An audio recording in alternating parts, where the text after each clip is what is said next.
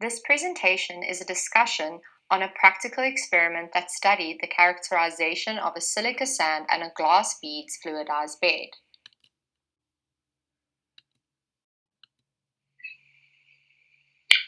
In this practical, a background study was done to analyze the importance of fluidized beds in chemical engineering industries. The following principles were explored in the study. The first principle analyzed is the minimum fluidizing velocity. This refers to the superficial velocity at which the drag force of the upward moving gas becomes equal to the weight of the bed. The minimum fluidizing velocity is measured so as to evaluate the range of operating conditions and the energy requirement for the fluidized bed.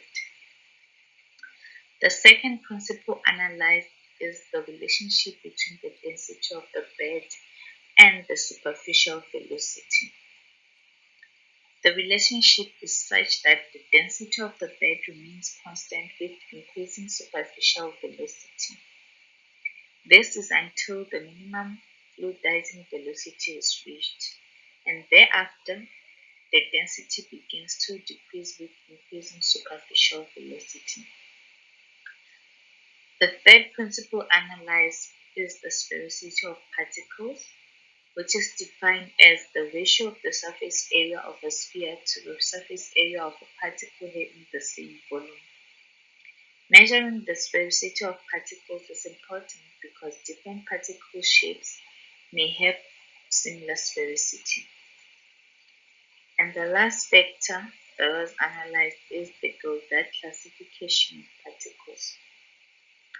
The Goldberg classification of particles is a chart that was created by Goldberg, which classifies different particulate materials into 4 groups, namely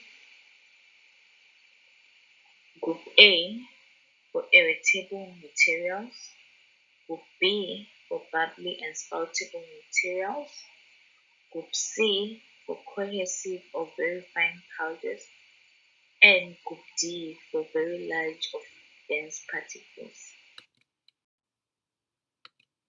Our principal independent variable in our experimental procedures was our road meter height, and it was our road meter height that was used to find all dependent variables for our system, which was sphericity, our density of our bed, as well as our pressure drop.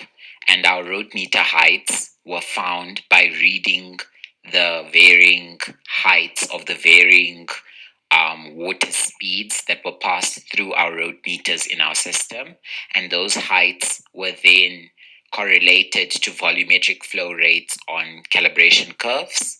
And once those volumetric flow rates on calibration curves were obtained, we then divided those values by our bed areas to obtain our superficial velocities for our system. We then took the same road meter readings and obtained manometer readings, which then gave us our pressure drops in our system. We then used the same road meter readings to measure, using a tape measure, the varying bed heights, which then gave us the density of our bed. From there, we were able to calculate our sphericity, which was just a combination of our bed heights and our pressure drop. And we were then able to create relations between the density of our bed versus our superficial velocities. This graph shows the relationship between pressure drop across the air silica sand fluidizing bed in pascals versus the superficial velocity in centimeters per second. From this figure, it can be seen that the relationship between the pressure drop and superficial velocity in the air sand fluidizing bed starts off linear, which is presumably the region where the bed is fixed. Their relationship is then seen to level off at high superficial velocities, where it is presumed that the bed has then fluidized. From this plot, the minimum fluidizing velocity is determined graphically at the intersection point of the dotted lines indicated in this figure. The increasing velocity curve, the blue curve, is used to obtain the minimum fluidizing velocity in this case instead of the decreasing velocity curve, the green curve, since the decreasing velocity curve's trend is seen to be erratic and haphazard at high superficial velocities, making it unreliable to use in the determination of the minimum fluidizing velocity. A possible reason for this haphazard nature in the results at high superficial velocities could be as a result of bubbling and instabilities within the bed. This graph now shows the relationship between pressure drop across the water glass beads fluidizing bed in pascals versus the superficial velocity in centimeters per second. From this figure, it can be seen that the relationship between pressure drop and superficial velocity in the water glass beads fluidizing bed starts off linear, which is again presumably the region where the bed is fixed. Their relationship is then seen to level off at high superficial velocities, where it is presumed that the bed has then fluidized. From this plot, the minimum fluidizing velocity is again determined graphically at the intersection point of the dotted lines indicated in this figure. The increasing velocity curve, the blue curve, is again used to obtain the minimum fluidizing velocity instead of the decreasing velocity curve, the green curve, since this curve is seen to deviate from theoretical findings in that it lies above the increasing velocity curve instead of below it. The decreasing velocity curve is expected to lie above this increasing velocity curve, as once the bed has fluidized, during its transition back to a fixed bed state, the pressure drop would be smaller since there are bigger voids because the particles are less tightly packed or locked into one another. This graph shows the relationship between the density of the sand bed and the superficial air velocity when the superficial air velocity is initially increasing, hence fluidizing the bed, as can be seen by the blue curve, and thereafter when the superficial air velocity is decreasing, hence bringing the bed from a fluidized state back to a fixed bed state, as seen by the green curve. The blue curve in the figure shows that the density of the sand bed remains constant with increasing superficial air velocity until the minimum fluidizing air velocity, which was found to be approximately 8 centimeters per second, is reached.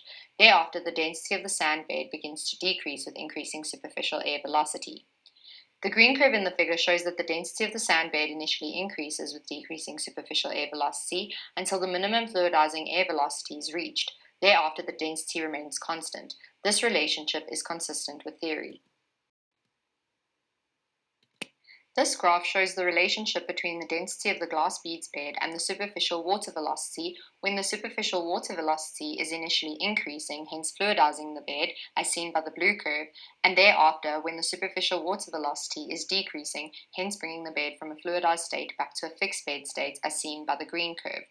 The blue curve in the figure shows that the density of the glass beads remains constant with increasing superficial water velocity until the minimum fluidizing water velocity, which was found to be approximately 0.32 centimeters per second, is reached.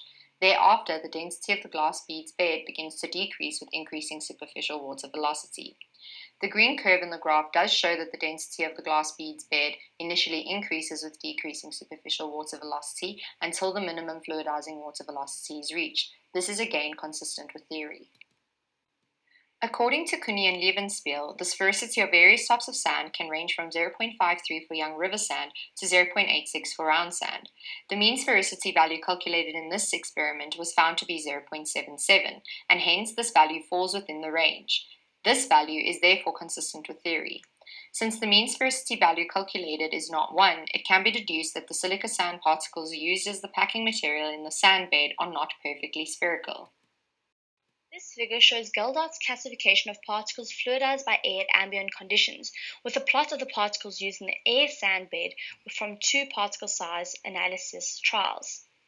From the points plotted on the above Geldart classification chart, it can be deduced that the solid particles in the air sand fluidized bed are classified as group B particles, sand-like particles, since both trial points for the 2 trials carrying out the sieving or screening of a sample of the sand particles used within this fluidized bed fall within this region B.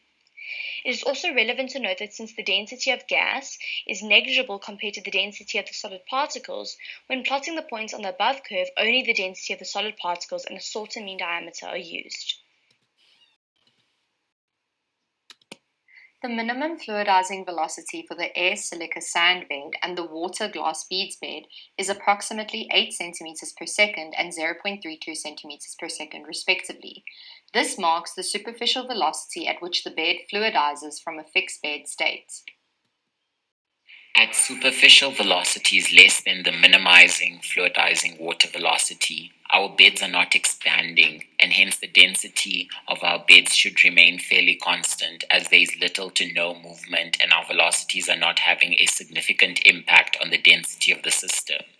But once our bed is fluidized, we should see sharp changes in the density as our beds have opportunity to expand, thus increasing the voids in our system and creating sharp decreases in the overall densities for our beds because of high increases in our velocity. Thus, corresponding to the given literature, which dictates that the velocities of fluidized beds have an inversely proportional relationship to the density of said fluidized beds. Our principal finding regarding sphericity indicated that our particles are not perfectly spherical, and this was proven by the fact that in literature, perfectly spherical particles have a unity sphericity value of 1 centimeter, and our given sphericity based on our experimental procedures was indicated to be 0.77, which was an average value taken for the sum of our sphericities for each of the flow rates that were calculated. For the principal findings pertaining to our Giles classification for fluidized particles chart, what was done was the density for solid particles, so silica sand, in 2 trial runs were used to find the Salter diameter of those particles, as well as the density of said particles, and then those points were plotted on Giles classification chart to determine the type of particles that we are working with, and it was illustrated via 2 trial runs that the particles were B-type particles. Thank you for watching our presentation.